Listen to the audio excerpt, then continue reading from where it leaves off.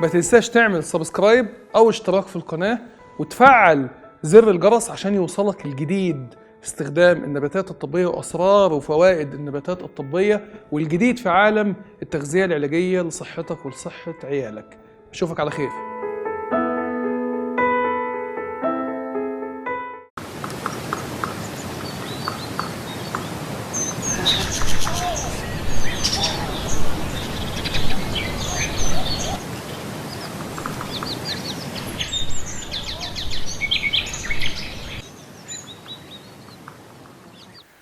بسم الله الرحمن الرحيم. مشاهدينا الكرام، اهلا وسهلا بكم وحلقه جديده من برنامج اسرار وفوائد. والنهارده هنتكلم عن اسرار وفوائد واحد من اهم واعظم النباتات الطبيه على الاطلاق، ومن اخطر ومن اشهر النباتات الطبيه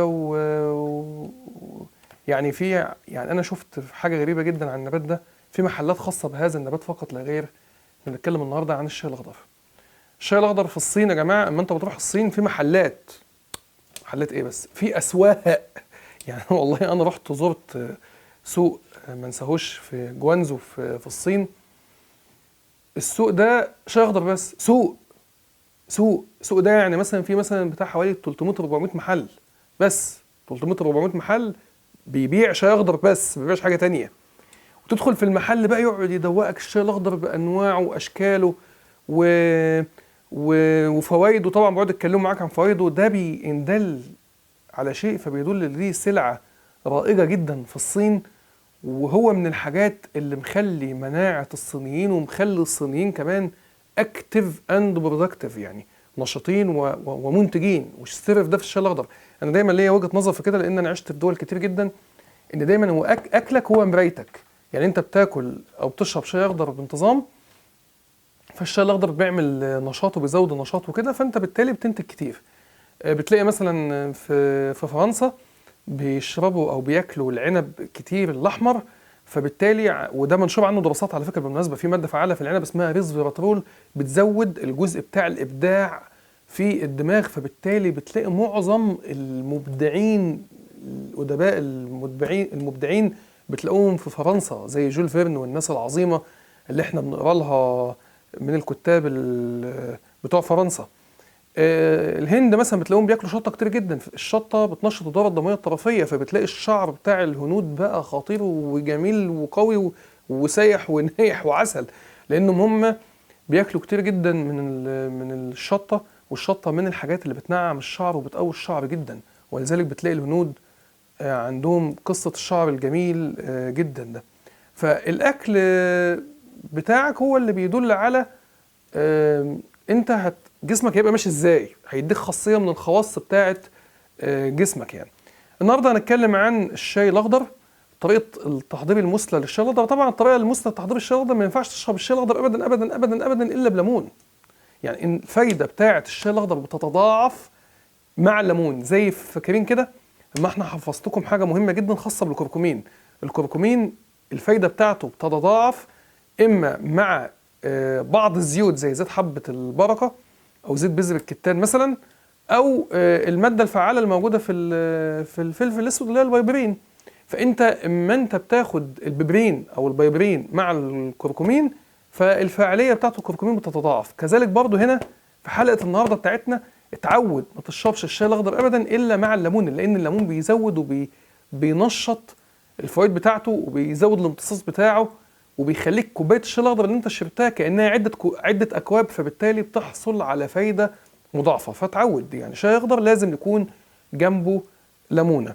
طبعا في دراسات منشوره عن الشاي الاخضر بالليمون وفايدته لوحده، والشاي الاخضر لوحده وفايدته عامله ازاي، والمقارنه بينهم وبين بعض. هم وجدوا زي ما احنا قلنا ان الشاي الاخضر بالليمون اكتر فاعليه واهم جدا. وانا عمري ما شربت الشاي الاخضر الا بالليمون، دايما بحب اطلب معاه ليمون عشان الفوائد تتضاعف. الدراسات بتاعت الشاي الاخضر بتقول ايه؟ احنا بنتكلم عن 144 تاثير وفايده للجسم، 909 دراسه لغايه النهارده. تخيل 909 دراسه، النبات معمول عنه قرابه ال1000 دراسه يا جماعه، 1000 دراسه. طبعا مش زي الباشا الكركمين ده، الكركمين ده جميل معمول عنه بتاع حوالي 2436 دراسه وبحث، ده موضوع تاني واكتر على فكره بالمناسبه. يعني انا لما كنت في الحلقات بتاعه الكركمين لما كنت بقول 2436 دراسه بحث، ده كانت الحلقه دي من فتره، النهارده وصلوا ل 2500 دراسه. فانت بتتكلم الكركمين طبعا اعظم بكتير من الشاي الاخضر، بس الشاي الاخضر برضه من النباتات العظيمه، انت بتتكلم في نبات عليه 1000 دراسه، او بالادق جدا 909 دراسه. ان الشاي الاخضر بيعالج 461 مرض. احنا النهارده في حلقه النهارده هنتكلم مع بعض عن 10 امراض بيعالجهم الشاي الاخضر بامتياز. يلا ورقه وقلم واكتب معايا كده. بسم الله الرحمن الرحيم.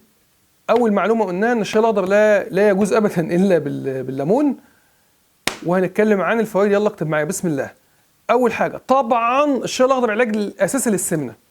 شوف، اي مريض سمنه اما بيستخدم الشاي الاخضر، الشاي الاخضر فيه مواد فعاله بغض النظر عن اللي فيه كافيين اللي هو بيفوق برضه زي الشاي الاسود. بس بالمناسبه يا جماعه ان الشاي الاخضر هو الشاي الاسود، بالمناسبه المعلومه دي مهمه جدا. بس الفرق يعني هو النبات واحد، الشاي الاخضر هو الشاي الاسود، بس الفرق اللي هم لما بيجيبوا النبات من الارض وبيخمروه بيعملوا له عمليه تخمير بيبقى شاي اسود. اما لما بيطلع من الارض ويجففوه مباشره كده يبقى شاي اخضر. الفعاليه بتاعت الشاي الاخضر اجمل والفوائد اكتر كتير جدا، لان في عمليه التخمير في مواد فعاله كتير بتتغير في النبات، فبالتالي بتكون الفايده اقل. بس الناس بتحب الشاي الاسود لانه بيعدل الدماغ اكتر وبيفوق اكتر من الشاي الاخضر. الشاي الاخضر هو اصح، صحيح ما بيفوقش زي الشاي الاسود بس برضه بيفوق، في نسبه كافيين برضه. المهم، اول حاجه او اول فايده من فوائد الشاي الاخضر هي علاج علاج السمنه. اي مريض سمنه اتعود لو انت عندك زياده وزن اللي انت على الاقل خالص تشرب لك من 3 ل 8 كوبايات شاي اخضر في اليوم. 8 8 مفيش مشاكل خالص، بالعكس 8 يا دوب. الصينيين والله انا شفتها بعيني وانا عشت في وسطهم، قسما بالله ممكن يشرب 5 6 كوبايات في الساعه، واللي يطلع الصيني يشوف بعينه. ده بيرضعوا شاي اخضر يا راجل، بيبقوا ماشيين في المترو وماشيين في الشارع، الازازه بتاعت الشاي الاخضر قبل كده التانك ماشي بالتانك حاطه في بقه وتحس ان هو بيرضع. فدي ناس بتفهم يعني. حتى لو تلاحظ عدد الوفيات اللي في الصين بسبب موضوع الكورونا طبقا للمعدل بتاع الاصابات، اقل دوله في العالم في الوفيات هي الصين، او من اقل الدول في العالم هي الصين، عشان خاطر النباتات الطبيه اللي بترفع المناعه دي زي الشاي الاخضر طبعا.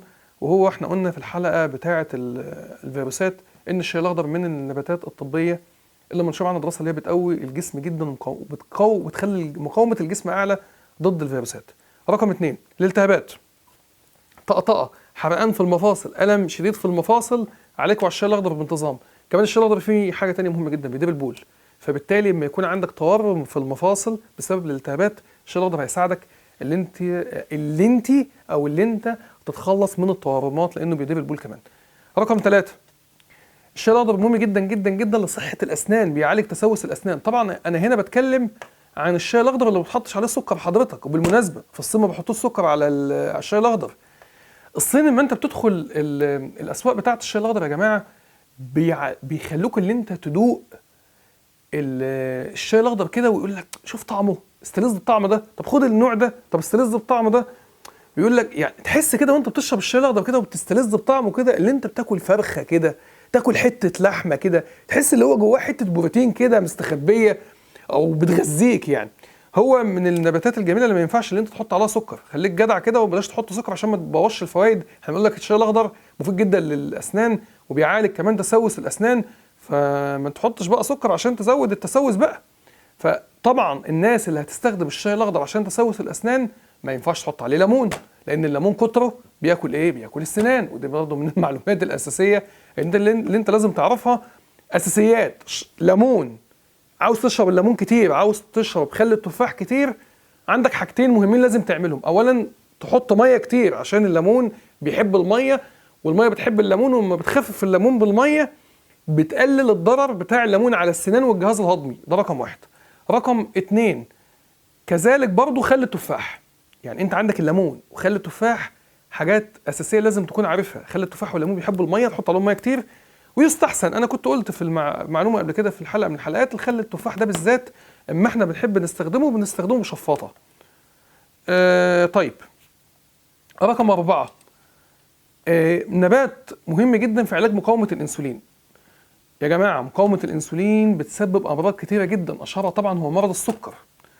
الضغط الدم المرتفع، تصلب الشرايين، مشاكل الهرمونات عند السيدات زي مثلا القصة بتاعت متلازمة تكيس المبايض. اما انت بتشرب او بتشربي اما انت بتشرب او بتشرب شاي اخضر بانتظام بتعالج مقاومة الانسولين. بنعرف منين ان احنا عندنا مقاومة انسولين؟ في تحاليل بتتعمل زي الانسولين صايم، المفروض اللي هو ما يعديش الاربعة. اما انت بتعمل الانسولين الصايم بتاعك فوق الاربعة اعرف ان انت عندك مقاومة الانسولين. وفي تحاليل تانية متخصصة لعلاج في كشف مقاومة الانسولين، وانا بعمل عنها حلقة منفصلة، وانا عملت عنها حلقات، وانت لو دورت في الفيديوهات بتاعة القناة عندي هتلاقي انا متكلم عن موضوع مقاومة الانسولين ده بالتفصيل. رقم 5، بيعالج دهون الكبد. طبعا بيمسح دهون الكبد، بيحرقها تماما. لو انت عندك دهون على الكبد، من ضمن البرنامج الغذائي والعلاجي بتاعك هو استخدام الشاي الاخضر. وبالمناسبة مش عاوزك اللي انت تحاول انت تخس وانت عندك دهون على الكبد، لان حضرتك مش هتخس. فانت يعني قبل ما انت تعمل نظام غذائي، لو انت ناوي ان انت تعالج السمنه، حضر نفسك اللي انت تشرب شاي اخضر قبلها بشهر بانتظام، عشان لما تيجي تعمل نظام غذائي النظام الغذائي يجيب معاك نتيجه ما حصلتش. ودي سر من اسرار علاج السمنه. قبل ما تنوي تعمل حميه لعلاج السمنه، عليك وعلى استخدام الشاي الاخضر قبلها بشهر على الاقل. طبعا بانتظام 3 مرات في اليوم ل8، من 3 ل8 زي ما احنا قلنا. مفيش عندنا مشكله، مفيش قلق ان شاء الله. رقم 6، من النباتات المهمه جدا لعلاج الزهايمر والنسيان وضعف الذاكره. الناس اللي عندها بقى ذاكره السمكه والنسيان وقله الحفظ والكلام ده، والعيال اللي في الثانويه العامه عاوزين يا دكتور احمد حاجه تقوي الذاكره بتاعتهم عشان الامتحانات والكلام ده، والطلبه اللي في الجامعات، الشباب اللي في الجامعات، كل ده مهم جدا لاستخدام الشاي الاخضر. وكذلك برضه المرضى الكبار في السن، عشان حضرتك ما يجيلكش لا زهايمر وتبقى مؤذي لغيرك، لان الزهايمر ده مرض قاتل للاخرين قبل ما يكون قاتل للمريض اللي بيجي له الزهايمر، او يجي لك لا قدر الله حاجه اسمها خرف الشيخوخه. فعشان ما يجيلكش خرف الشيخوخه او الزهايمر او النسيان، عليك وعلى استخدام الشاي الاخضر بانتظام. وانا كنت شرحت قبل كده برضو ان الشاي الاخضر او النسيان مرتبط بدهون الكبد. يعني دايما اللي عندهم دهون كبد دايما لازم يكون من اعراض الدهون الكبد الايه؟ النسيان. والنسيان من علامات دهون الكبد بالمناسبه يا جماعه.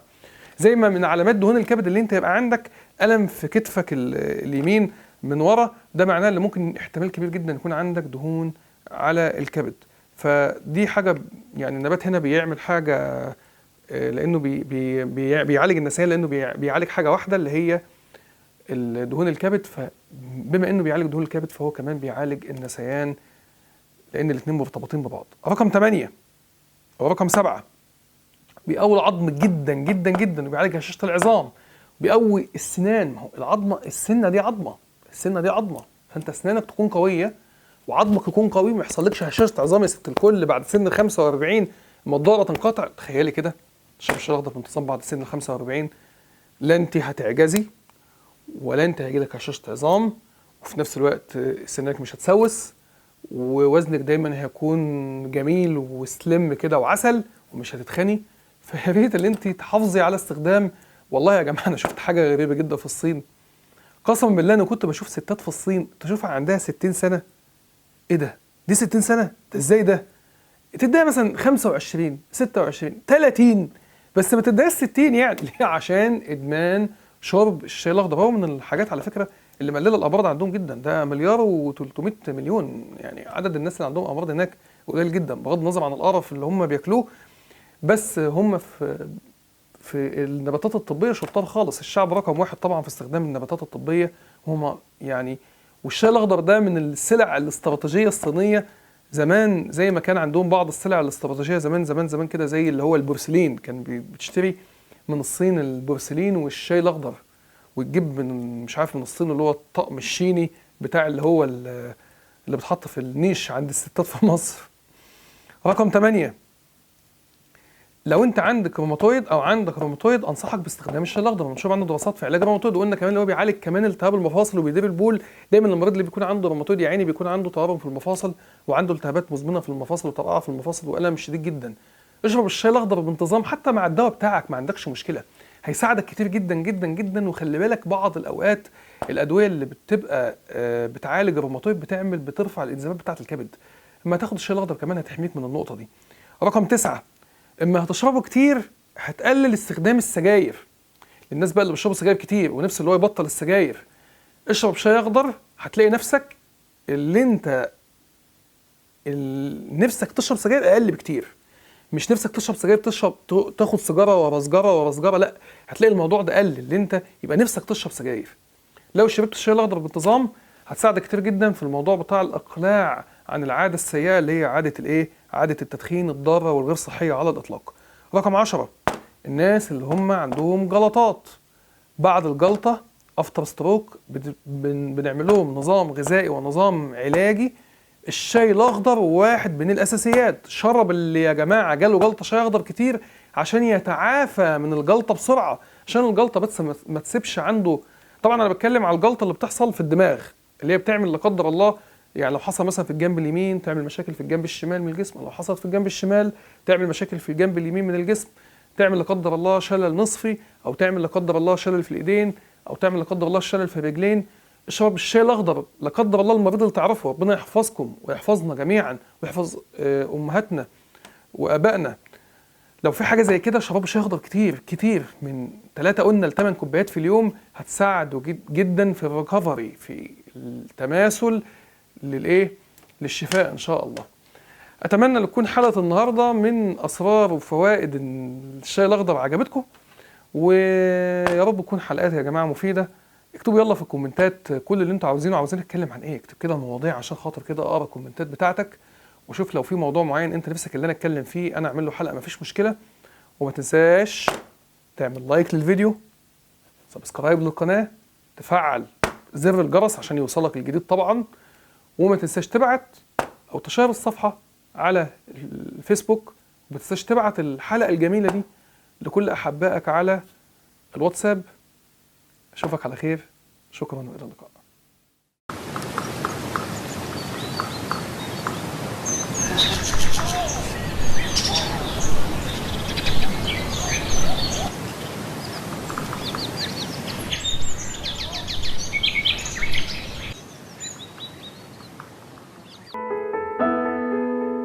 ما تنساش تعمل سبسكرايب او اشتراك في القناة، وتفعل زر الجرس عشان يوصلك الجديد في استخدام النباتات الطبية واسرار وفوائد النباتات الطبية، والجديد في عالم التغذية العلاجية لصحتك ولصحة عيالك.